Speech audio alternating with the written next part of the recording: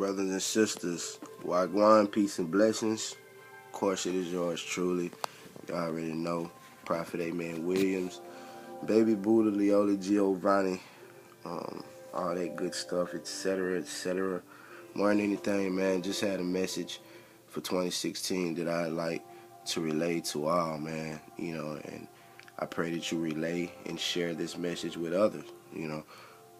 I want you to understand, man, that right now, we're going through psychological torture. Do you understand the concept of torture? And this February, it's February, Black History Month, and every day is Black History to me. But, when I say psychological torture, understand that the news and the media, it's a big part of social interaction. It's one of the hugest parts of social interaction. Back in the day, we had journalism. We had journalism with, real reporters who brought the real story wherever it was, and it was just about bringing the real story and letting America decide for itself. But ever since the death of cats like Gary Webb, strong people like Gary Webb, and countless others, man, that have been swept under the rug, we have experienced a real mind control, a real social control that we have yet to truly comprehend as a mass. And I often wonder, based on biblical prophecy, will the mass ever wake up? Because the Bible speaks in thirds, and when I say speaks in thirds, I mean, first it said, Satan took a third of the angels with him when he fell from grace, but then it said in the end only a third gonna make it back. You know what I'm saying? So and also what's the other one? For there are plenty, for the harvest is plenty, but the laborers are few. That is another illusion and metaphor to the third. For the harvest is plenty, but the laborers are few. There's only a third of laborers we have. Jesus only had 12 disciples, dog. It's not a lot of people based on who he is and who he was and the concept. So understand the concept of the third, and people, be aware of people not waking up, man, and people not caring because of the dollar, because the dollar is people's God. You understand? That's why they call it the Almighty. You don't call anything the Almighty. The only thing that's Almighty is the Most High. And you, supposed to be you. But people call the dollar the Almighty, which spiritually speaking, the Almighty means the Most High. It's synonymous to the Most High. So that's why we'll have a lot of people who don't care, will never wake up, probably know better, but just, like I say, they just don't care, because the dollar is their God, not the Most High, not logic, not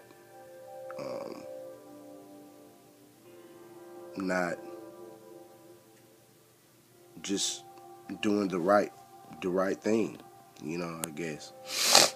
Benevolence, I guess you could say. Benevolence is just not their way. So, like I say, we're experiencing psychological torture, and I say that because of the white privilege that's plastered all over TV, bro. White people are doing so much stuff that's getting swept under the rug, and this is not a message of hatred, racism, or anything. These are just a message of facts, and a message of illusion on a people, a message of deception upon a people, a whole mass, just by not telling the other side of things. How many people even know who Gary Webb is? Notice I said how many people. I didn't say how many black people, how many Mexicans, how many Muslims, how many white people have heard of Gary Webb. How many people have really heard of Gary Webb and know who Gary Webb is and know what happened in his story? Gary Webb was a journalist for the Los Angeles Times, and he was basically the star witness in the Freeway Ricky Ross case, who was finna prove that the CIA was bringing all of the dope into the country, who had all of the grand jury indictments and all this.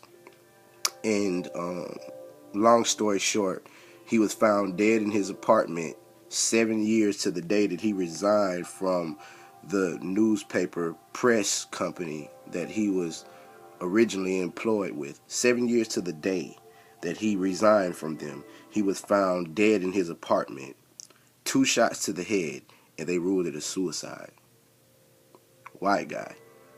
You know what I'm saying?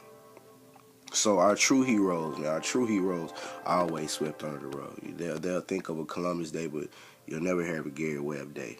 You know, and it's something that's sobering, and it's a reminder that, you know, the fight is truly bridged. It's truly a bridge for all races. You know, it's something that we've all been through at one point or another, something that we've all struggled with. And I think that, you know, a lot more people want to do the right thing, but there's a fear within doing the right thing. And when you've made, just think about that. Think about the spiritual implications of that, you know, as a mass of people. When you've been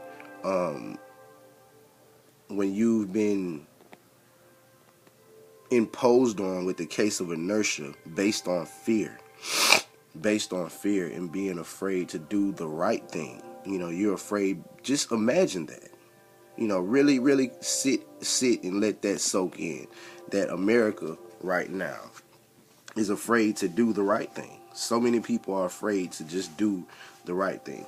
And what does that make us? What does that make us inevitably? What does that make us by default? That makes us an army of Satan. That makes us an army of evil. To stand by and allow things to happen. There comes, Martin Luther King said it. Everybody, you know, Martin Luther King's birthday just passed, and it's amazing how people don't know shit about King besides the I Have a Dream speech, man. You know, y'all don't know shit that King really said, bruh. Y'all, if people really knew the stuff that King said, y'all wouldn't point the finger at the youth. Y'all wouldn't do none of this shit, man. But King actually said there comes a time when silence is betrayal. You know, you must speak on issues. You know, a man can't continue to not speak on an issue. A man can't see something happen and not speak on it. And he was like, you know, at some point we have to speak up for the youth, because if we don't, they'll never respect us again.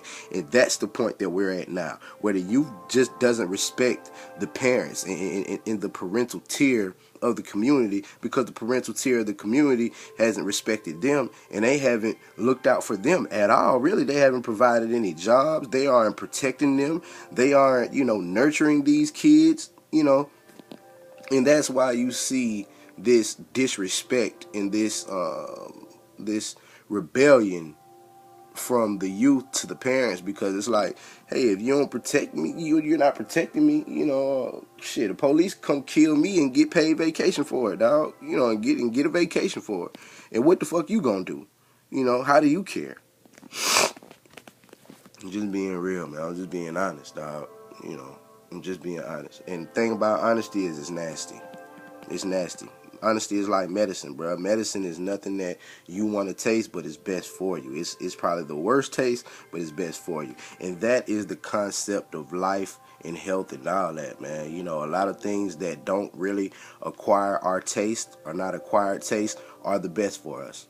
You know, so this is something that may not be an acquired taste for you spiritually, but it is the best for the masses, man. And I could care less, man. You know, I could care less on what anybody thinks, because I'm just sharing the truth, dog. I'm just telling the truth.